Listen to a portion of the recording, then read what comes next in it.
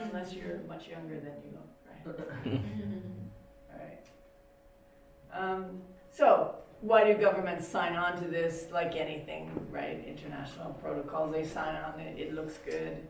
You know, modernizing policies, right? There's no real clear agenda.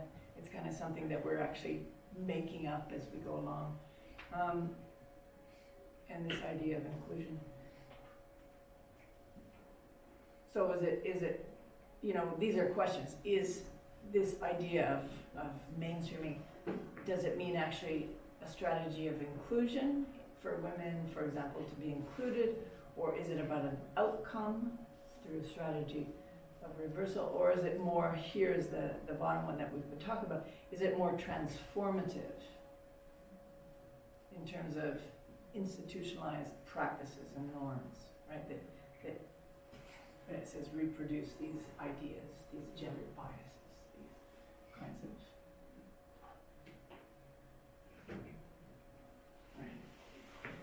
Right. But how are we doing for time? So let's take a look at, this is Naila Kabir. She created these kind of typology of policies, gender blind policies, gender aware policies, and gender neutral policies. Gender blind, what is that? No gender considerations. Yeah. It's just completely, you know, it's not an issue, right? Non-issue. Gender aware, you can imagine gender neutral. Yeah. What's the difference? Kind of the weak cousin of gender blind, right?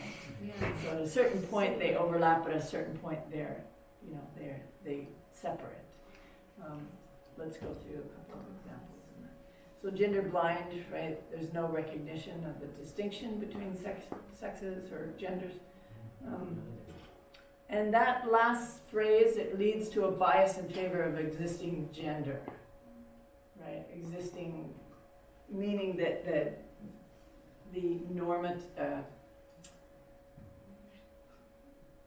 favor of existing normative gender. So there's a lot of, you know, I mean, if you read information about this, whatever, research, it talks about a male norm.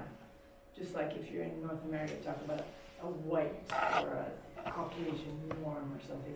So these dominant groups, right? In the case of gender, often the dominant, the kind of the leading force will be kind of from a male perspective.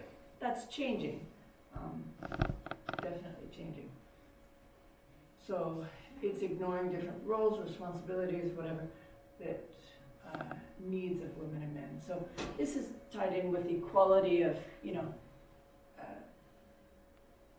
the idea of equality being same for everyone or special accommodations that are necessary, right? We deal with that, for example, in Canada too, about based on culture and multiculturalism, those kinds of policies. Look at certain kinds of groups and what special needs or accommodations they might need. So, you know, and that's contentious in some ways, but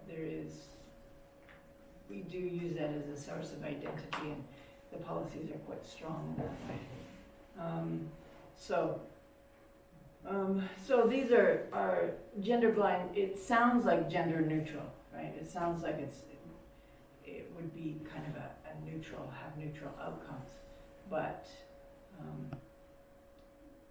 you have to look at the dominant group, and often when difference is not taken into account, the dominant group will be the norm, right? I mean, that's just kind of how we conceptualize the world. There's no real way around it. And